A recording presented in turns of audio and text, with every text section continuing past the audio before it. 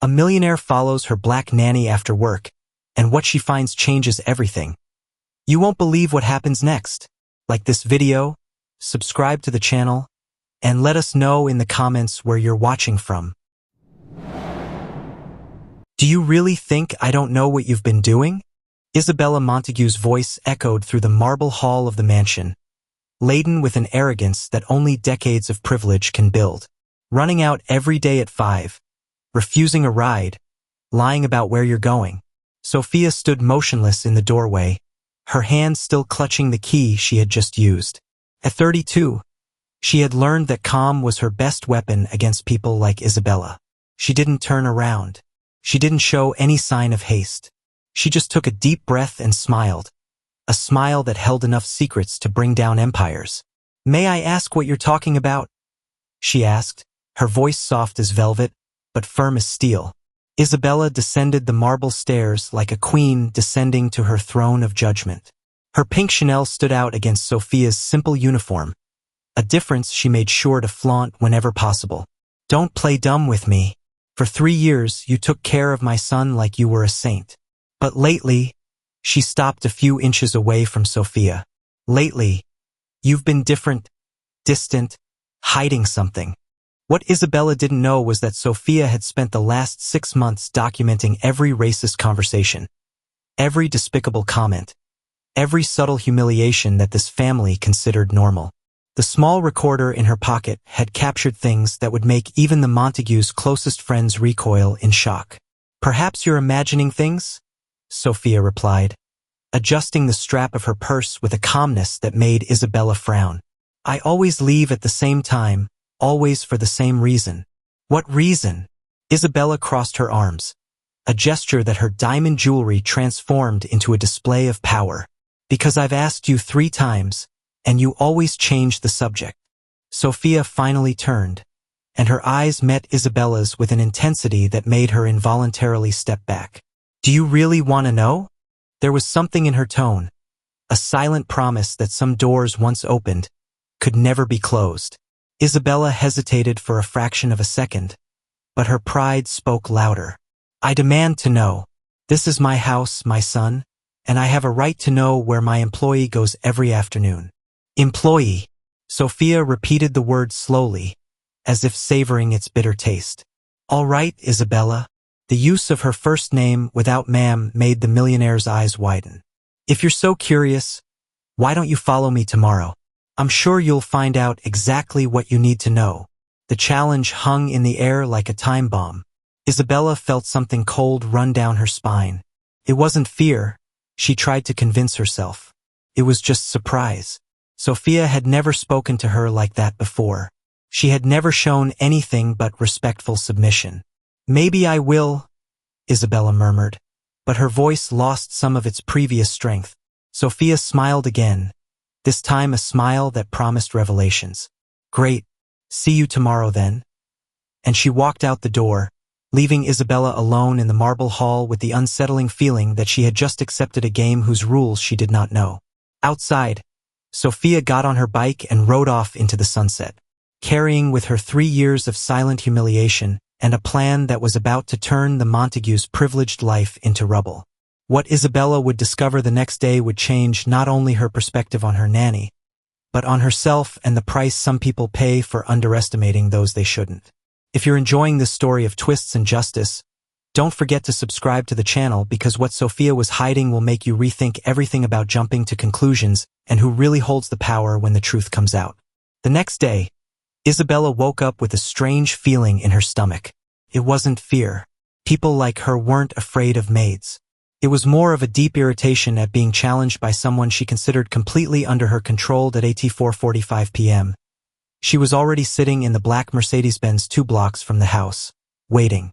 When Sofia left promptly at 5 o'clock, she got on her bike and started pedaling, Isabella following at a safe distance. "Where the hell does this woman go every day?" she muttered to herself, watching Sofia pedal determinedly through the suburban streets. The drive took 40 minutes until they reached a neighborhood that Isabella recognized only from news reports, a place she would never willingly set foot in. Sofia stopped in front of a small office with a discreet sign. Community Legal Aid Center. Isabella frowned. Legal aid? Why would a nanny need a lawyer? Through the window, she watched Sofia being warmly greeted by a black man in a simple suit who hugged her as if they were old friends. They sat down at a table covered with papers, and Isabella saw Sofia hand him something. It looked like a small electronic device. Interesting, Isabella whispered, taking discreet photos with her cell phone. Her fingers flew across the screen as she sent a message to her best friend. Eleanor found out where my babysitter goes after work. Cheap law office in the ghetto. Probably planning some ridiculous lawsuit. These people always think they deserve more than they're worth. Eleanor's reply came quickly. Be careful, Izzy. Fire her before she causes trouble. You know how vindictive these people are when they feel wronged. Isabella smiled dismissively. Sofia had worked in her home for 3 years, caring for little Thomas with seemingly genuine devotion. But now it all made sense. She was probably gathering evidence for some fictitious employment lawsuit, inventing discrimination where none existed. People like her always try to turn kindness into exploitation. Isabella typed back. I gave her a job, a home, food, and now she wants more. Typical. As she waited outside, Isabella remembered conversations she had had with Sofia over the years. Little moments that had seemed insignificant at the time, but now took on new meaning in light of her growing paranoia. There was the time Thomas had asked why Sofia couldn't use the pool during the sweltering summer. Because she's working, dear, Isabella had replied. And people who work for us have different rules. Sofia had heard everything, but she hadn't said anything. She had just lowered her eyes and continued tidying up the toys. Or when Isabella had found Sofia eating in the maid's room instead of the main kitchen. I prefer to eat here, Miss Isabella, she had explained. But Isabella knew the truth. She had made it clear from day one that certain areas of the house were reserved for the family. And those casual comments during dinner with friends when they talked openly about the problem with servants these days. While Sofia poured wine in the next room. They don't know their place anymore, Isabella used to say. You give them an inch and they take a mile. An hour later, Sofia left the office carrying a manila folder. Isabella followed her back, her mind buzzing with conspiracy theories. When they got home, she waited a few minutes before going in, pretending she had just arrived from the spa. Sofia, she called as soon as she heard the nanny in the kitchen. We need to talk. Sofia appeared at the door, the same calm smile as always, but Isabella could swear there was something different in her eyes, a confidence that hadn't been there before. Where did you go today? Isabella asked directly, crossing her arms. The same place I always go, Mrs. Isabella. And that is exactly where, may I ask? Sofia tilted her head slightly. Didn't you follow me and find out? The question caught Isabella off guard. How did Sofia know she had been followed? She was sure she had kept her distance. I don't know what you're talking about, Isabella lied, but her voice sounded less firm than she intended. Of course not, Sofia replied, and for the first time in 3 years, Isabella detected a slightly ironic tone in her voice. But since you're so curious, maybe tomorrow you'll want to ask the right question. What question would that be? Sofia smiled. Not her usual submissive smile, but something that carried promise. The question isn't where I'm going, Miss Isabella. The question is what I'm taking with me when I go. Isabella felt a chill run down her spine. There was something in the way Sofia said it, a quiet certainty that suggested knowledge. Knowledge about things Isabella would rather keep hidden. I don't like riddles, Sofia. I know, replied the nanny, adjusting the strap of her bag. You've always preferred things to be direct and simple, but sometimes the truth needs to be built slowly, piece by piece, until the complete picture is clear for everyone to see. That night, Isabella could hardly sleep. She called Eleanor at 2 o'clock in the morning. She knows I followed her, she whispered into the phone, and she spoke in a way, I don't know, as if she knew something. Fire her tomorrow, Eleanor advised, before it's too late. But Isabella knew that firing Sofia now would be admitting defeat. And people like Isabella Montague didn't admit defeat to people like Sofia, at least not before finding out exactly what game was being played. What she didn't know was that every despicable word, every racist comment disguised as a joke, every subtle humiliation of the last 3 years had been carefully documented, and that the manila folder Sofia had carried from the office contained much more than just papers. It contained the power to turn the Montagues' privileged life into public rubble. Each new suspicion Isabella had only fueled something she couldn't see, a silent determination being forged by the very arrogance she tried to impose, unaware that every act of contempt was writing her own sentence of defeat. The next morning, Isabella woke up with an ironclad determination. If Sofia was up to something, she would find out exactly what it was. She called her personal assistant before even getting out of bed. "Claire, I need you to do a complete background check on my nanny, Sofia Mendez. I want to know everything. Where she was born, where she went to school, family, previous addresses, court cases, anything you can find. Anything in particular, Mrs. Montague? Just precautions. These people sometimes have ulterior motives that we don't notice at first." While Isabella was plotting in her bedroom, just a few feet away, Sofia was preparing little Thomas breakfast with her usual calm demeanor. But inside her purse, carefully hidden among tissues and candy, was a small digital recorder that had captured every word of that phone conversation. "Good morning, Thomas," she said sweetly, helping the 6-year-old boy sit down at the table. "How about scrambled eggs today, Sofia?" the boy asked with the innocent curiosity typical of his age. "Why does Mom talk differently when you're not around?" The question made Sofia pause for a moment. "What do you mean, dear?" "She uses words that you taught me are bad. Yesterday, she told Aunt Eleanor that people like you always want more than they deserve." Sofia knelt down to the boy's eye level, keeping her voice calm. "And what do you think about that, Thomas?" "I think she's wrong. You're the nicest person I know." At that moment, Isabella appeared in the kitchen, still in her robe with her cell phone glued to her ear. "Yes, Eleanor. Exactly. She's probably collecting evidence for some ridiculous lawsuit. These people always do that when they realize the party is over." Isabella didn't realize that Thomas and Sofia could hear every word. Nor did she notice the small device Sofia had discreetly activated in her purse. "I need to leave early today," Isabella announced coldly. "I have a meeting with my lawyer about domestic matters." "Of course, Mrs. Isabella. Thomas will be well looked after." Isabella studied Sofia's face for a long moment, looking for signs of nervousness or guilt. She found only the same disconcerting serenity as always. 2 hours later, in the office of Benjamin Carter, a lawyer specializing in labor and civil rights, Sofia emptied the contents of a manila folder onto the desk. It wasn't just recordings. There were screenshots of text messages between Isabella and her friends, photos of humiliating moments she had discreetly documented, and even videos recorded when Isabella thought she was alone. "Sofia, this is..." Benjamin stopped speaking, clearly impressed by the quantity and quality of the evidence. "You documented 3 whole years.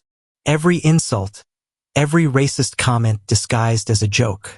Every moment she treated me like I was less than human," Sofia replied, her voice firm but heavy with contained pain. "And it wasn't just me, Benjamin. She does this to everyone she considers inferior. Employees, delivery people, anyone who isn't part of her social circle." Benjamin picked up one of the most recent recordings. "This one from this morning's phone call. She literally refers to you as those people and suggests that you're plotting something against her. The ironic thing," Sofia smiled bitterly, "is that I am plotting something. It's just not what she thinks. What about her real background? When does she plan to reveal it?" Sofia took a deep breath. For 3 years, she had hidden the fact that she had 2 university degrees, one in psychology and one in law, as well as a master's degree in social policy.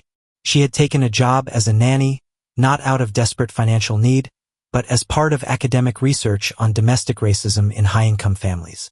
Not yet. First, I want her to dig her own grave a little deeper. Across town, Isabella was sitting in the office of her private attorney, Arthur Hayes, a 60-year-old man who represented exclusively families of the social elite. I need to fire my nanny without giving her grounds for a labor lawsuit, Isabella explained. I suspect she's gathering information for some kind of false legal action. Based on what? Hayes asked, taking notes. Suspicious behavior, visits to cheap law offices, a change in attitude. Also, Isabella hesitated. I may have made some comments that could be misinterpreted. What kind of comments? Nothing major. Just observations about cultural differences, things that any reasonable person would understand as casual remarks, but you know how sensitive these people are about everything. Hayes watched her carefully. Isabella, I need you to be more specific. If there's any possibility of discrimination. It wasn't discrimination, Isabella interrupted, irritated. It was just realism. I pay her salary, provide her with housing and food. If she's not satisfied with the conditions, she should look for another job, not make up problems where they don't exist. Meanwhile, back at Benjamin's office, Sofia showed him the last item in her collection of evidence. A detailed diary she had kept for all 3 years, recording not only the incidents of discrimination, but also the emotional reaction she had observed in little Thomas. The child is being raised to normalize this kind of behavior, Sofia explained. Thomas is a good kid, but he's already starting to repeat phrases he hears from his mother. Yesterday, he asked why I couldn't use the pool like his mother's friends. Benjamin closed his eyes, clearly disturbed. And you have all of this documented. Every conversation, every moment she spoke about me as if I weren't human. Every time she made a point of reminding me of my place in that house. Sofia, with this material, we can do much more than just a simple labor lawsuit. This documents a systematic pattern of racial discrimination. We can make this public. Expose not only Isabella but her entire social network. Sofia nodded slowly. That's exactly what I want. I want her to face the consequences of every cruel word, every look of contempt, every moment she thought her wealth protected her from the consequences of her actions. That afternoon, when Sofia returned to the Montague mansion, she found Isabella waiting in the living room with a tense expression. We need to talk, Isabella said, gesturing for Sofia to sit on the smaller sofa, never on the main one where only the family sat. It's about my visit to the law office, isn't it? Sofia asked directly, surprising Isabella. How did you? Because you're not as discreet as you think you are. The black Mercedes 2 blocks away was pretty obvious. Isabella felt the blood rush to her face. So, you admit you're plotting something against me? Not against you, Isabella. For justice. There's a difference. Although I imagine that's difficult for someone like you to understand. Someone like me? Isabella stood up indignant. And what exactly does that mean? Sofia smiled. Not the submissive smile Isabella was used to seeing, but something that carried years of patience turned into determination. It means someone who has never had to face the consequences of her words and actions. Someone who confuses privilege with superiority. How dare you speak to me that way? I employ you. I pay your salary. And I take care of your son with love and dedication. Despite every veiled insult, every racist comment disguised as a casual observation. Every moment you made me feel less than human. Isabella went pale. I never what? Never told your friends that people like me always want more than they deserve? Never commented that you should hire someone more suitable to take care of Thomas? Never suggested that I should be grateful to work in such a refined home. Every word Sofia said hit Isabella like a slap in the face. She had said exactly those things, but had always thought that Sofia didn't hear or understand the implications. You were spying on me. I was protecting myself and documenting every moment you showed who you really are behind that facade of education and sophistication. Isabella felt the floor collapse beneath her feet. What do you want? Money? I'll double your salary. Triple it if necessary. Sofia slowly got up, picked up her purse, and walked toward the door. What I want, Isabella, cannot be bought. I want justice. And tomorrow you'll find out exactly what that means. When the door closed behind Sofia, Isabella remained alone in the room for the first time in her privileged life, feeling the bitter taste of true fear. Not the fear of losing money or social status, but the fear of facing the consequences of who she really was. Outside, Sofia got on her bike with a feeling of freedom she hadn't experienced in 3 years. Tomorrow, all the masks would come off, and Isabella would discover that underestimating someone based on the color of their skin was the biggest mistake of her privileged life. As she rode toward Benjamin's office to finalize the last details of her revelation, Sofia had no idea that Isabella was already on the phone with Arthur Hayes, desperately planning a way to fire her before it was too late.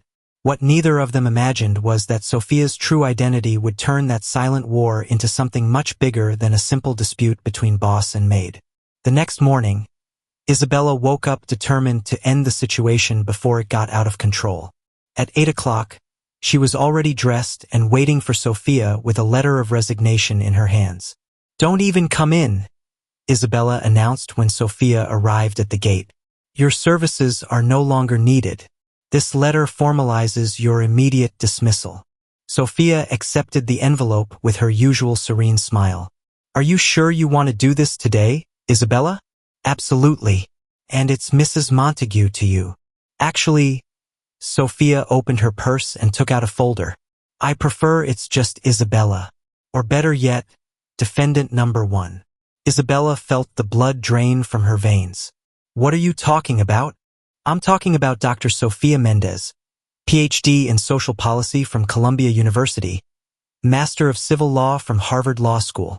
Sofia handed her a business card. "Specialist in racial discrimination and labor rights violations." Isabella stared at the card as if it were a poisonous snake. "That's impossible. You're just a black nanny, a maid, someone who should be grateful to work in your refined home." Sofia smiled. "For 3 years, I documented every racist word that came out of your mouth, Isabella. Every despicable comment, every humiliation you thought I wouldn't understand. You deceived me. You lied about who you were." "I never lied. I just didn't reveal my academic background. I was conducting research on domestic racism in high-income families for my doctoral thesis. You were a perfect case study." Isabella tried to regain control. "It doesn't matter who you are. You can't prove anything." Sofia took a small digital recorder out of her bag. "Want to hear your conversation with Arthur Hayes yesterday? The part where you say, people like me are too sensitive, and that your racist comments were just realism?" The device began to play Isabella's voice. "It wasn't discrimination. It was just realism. I pay her salary. Provide her with housing, food." "Stop it!" Isabella screamed, trying to grab the recorder. "Or would you prefer this one?" Sofia played another file. "Your conversation with Eleanor about how these people always want more than they deserve." Isabella recoiled, pale. "What do you want? Money? I want justice." And at 10 o'clock this morning, a special report will air on Channel 7 News. The Silent Racism of the Elite, an exclusive investigation featuring 3 years of recordings, photographs, and documents showing how millionaire families treat their black employees. "You can't do that." "I already have." Journalist Liam Harris, yes, my ally from the chief law firm, spent the night editing the material. Your friends, Eleanor, Clara, and Olivia are also featured in the report. Turns out I wasn't the only employee they underestimated. Isabella felt her legs go weak. "No one will believe you. They don't have to believe me. They'll hear her own voice." Sofia showed her her phone. "I've already posted some excerpts on Twitter. #EliteRacism is trending. Take a look." Isabella took the phone with trembling hands. The comments were devastating. Disgusting. "How dare this woman talk like that? Boycott all Montague family businesses. My God, my reputation. My contracts." "Your contracts have already started getting canceled. Premier Holdings terminated the agreement an hour ago. The charitable foundation has removed your name from the board and the country club. Well, they asked for your membership card back." Isabella collapsed to the floor, sobbing. Why? Why did you do this to me?" Sofia knelt beside her, her voice firm but not cruel. "Because for 3 years you treated me like I was less than human. Because you laughed at my background. You mocked my dignity. And you thought your wealth protected you from the consequences of your words. I never meant to. You never wanted to take responsibility for what you said and did. Every racist comment you normalized. Every moment you made me feel inferior. Every time you talked about me as if I were your property, all of that had consequences. Isabella. Isabella looked at Sofia through her tears. What's going to happen now? Now you're going to learn something I've known for a long time. Actions have consequences, and underestimating someone because of the color of their skin was the biggest mistake of your privileged life. Sofia stood up, grabbed her bike, and prepared to leave. Oh, and about little Thomas, don't worry. I'm sure he'll learn a lot from watching his mother deal with the consequences of her own prejudices. As she rode away, Sofia could hear Isabella's sobs echoing through the mansion. She felt no pleasure in her pain. She felt relief. Relief that the truth had finally been exposed, that 3 years of silent humiliation had found her voice. When she arrived at Benjamin's office, he greeted her with a proud smile. The article is being shared all over social media. We already have lawyers from other domestic workers contacting us. Isabella Montague has just become the national symbol of elite racism. Sofia nodded, feeling the weight of 3 years of silence finally lifting. Justice wasn't sweet. It was necessary. And sometimes for it to happen, it takes brave people to go undercover, document the truth, and wait for the right moment for the masks to come off for good. 6 months after the expose that rocked the American social elite, Sofia Mendez sat in her new office in downtown Manhattan.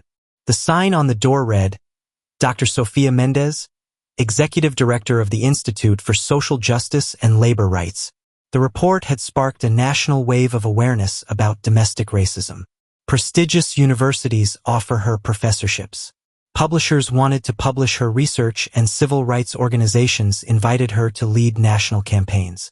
We have over 120 documented cases this week, reported Benjamin, now her official legal partner.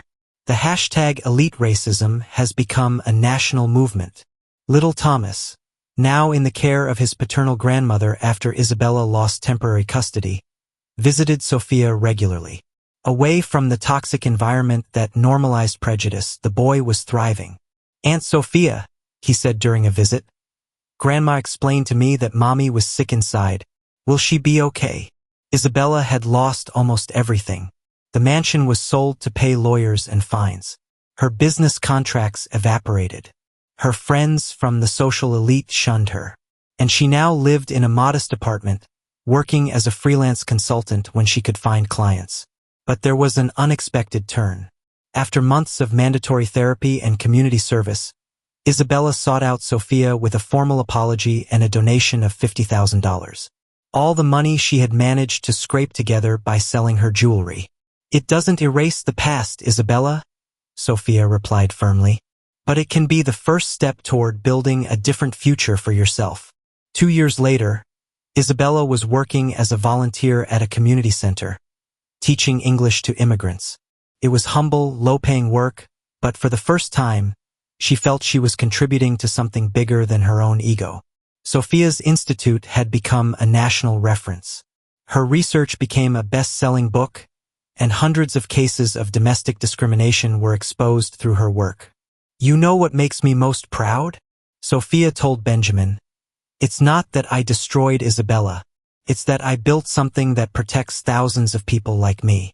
Sofia's real victory wasn't humiliating Isabella in public. It was turning 3 years of silent humiliation into a force that protected other women from going through the same suffering. On the wall of her office, framed, was a photo of Thomas drawing at the table where she had made his coffee years ago. Next to it was the Institute's motto, "The greatest revenge against prejudice is not to destroy those who discriminate. It is to build a world where discrimination is impossible." Isabella tried to break Sofia, but ended up forging a leader. Sofia learned that true justice is not punishing those who hurt us. It is ensuring that others do not have to go through the same pain. Their story proved that when privileged people underestimate those they consider inferior, they are digging their own moral grave. Because in the end, Those who have the courage to document the truth and use intelligence as a weapon always defeat those who use only arrogance and money. If this story of transformation and justice touched your heart, subscribe to the channel for more stories that prove that the best revenge against injustice is to build a more just world for everyone.